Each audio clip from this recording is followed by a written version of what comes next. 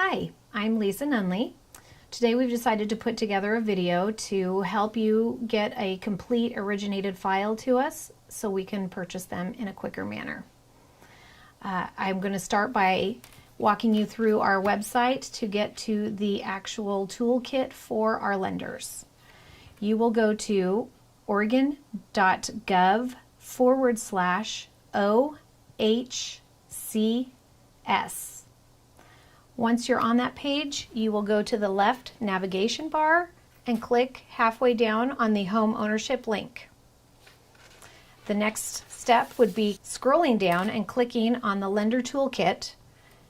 And once that opens up, you will scroll down to the bottom as well, and you will see all of the forms, the manual, you will see a PowerPoint, which we're going to go through in this video, and other helpful tools to get you to originate a loan file.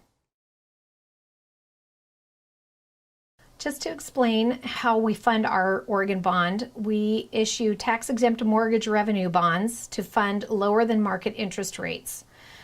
This helps first-time homeowners in Oregon.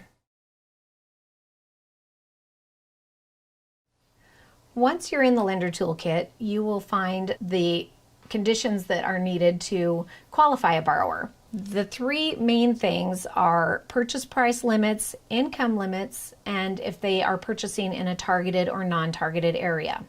For income limits, you will take a look at the county that they are trying to purchase in. Clackamas, Columbia, and Multnomah are all in one line, so please don't think that we have excluded Multnomah County. And you will go off of the number of people in the home, 1 to 2 or 3 or more, and they will be qualified on their year-to-date income moving forward. We do not do a 2-year average for this program. And we do all income in the household as well. So if a spouse is working but not on the loan, we do need their income as well. The next you will look up is a purchase price limits. We do have purchase price limits also for non-targeted and targeted areas on the same page.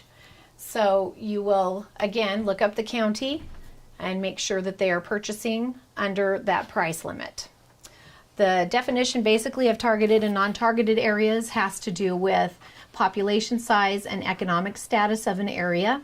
So the non-targeted areas are a little bit more well established, and the targeted areas are areas that we're trying to boost up the population, and that is why we've offered a little bit better pricing for them. So in order to figure out if the home you're purchasing is in a targeted or non-targeted area, you would click again on the targeted areas down here on this page, and at the bottom of it is a link for our geomapping website. You would then input an address at the top of the page here. At that point, a track code would pop up here, and then you go back to the form for the targeted areas, and it will give you the code for that county. So if that code is in there and on this page, it is in a targeted area, and you can purchase at the higher purchase price limit and the higher income limit. So the next step I'm going to take you through is reserving funds, or in your terminology, locking a loan. Again, on the same page that we pulled up for the lender toolkit, you will find the online reservation system. To reserve funds, you will go into the reservation system.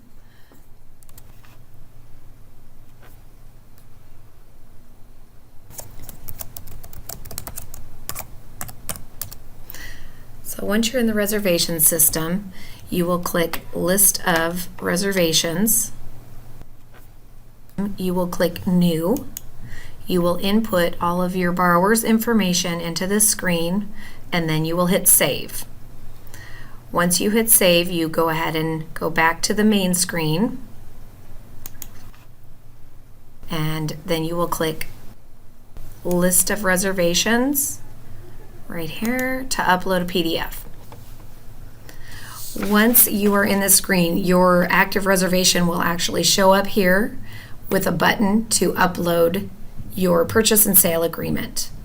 So click the upload button, save it, and then it will come to our end of the system, and we will then save it on our end and send you an email so you can go in and print your confirmation. So the next section I want to go over is the lender forms you will need in your origination files. On the same page we've been in the Lender Toolkit, you will click on the Procedural Manual and Lender Forms tab. Once you're in this section, you will see that the manual for our program is at the top. We advise all of you to read through that because our overlay is different than Fannie Freddie guidelines, and we would like for the files to be complete when they come to us so we can purchase them right away. For origination files, a loan officer will go to this first section, and those are the forms that you will do up front with your application. Borrowers need to know that they cannot rent a home that they've bought through Oregon Bond, and that there are going to be possible fees if they sell prior to the 9 years.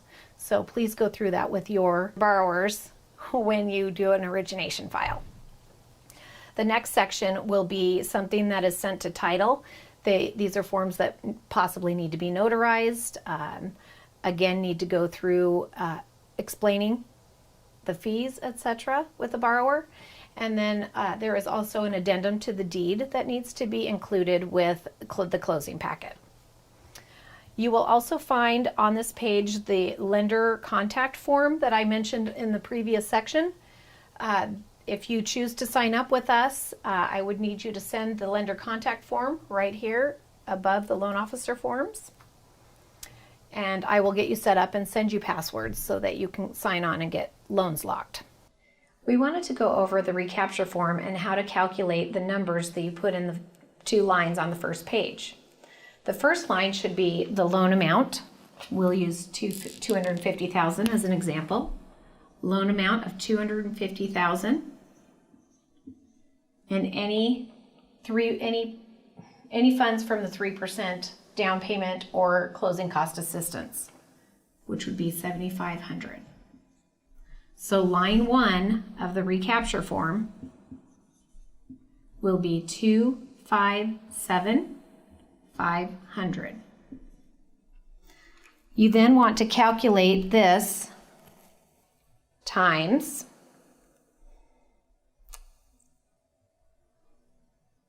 times 0.0625, which is noted on the form as well. So should this person sell in the 5th year of their loan, as noted on the form, they will owe $16,093.75 if they fall under the 3 guidelines on paragraph 3 of their income limit being higher than ours and their purchase making a certain amount of money. So line 1 is always going to be the loan amount and the 3% if added, and line 2 is the calculation of the 0.0625.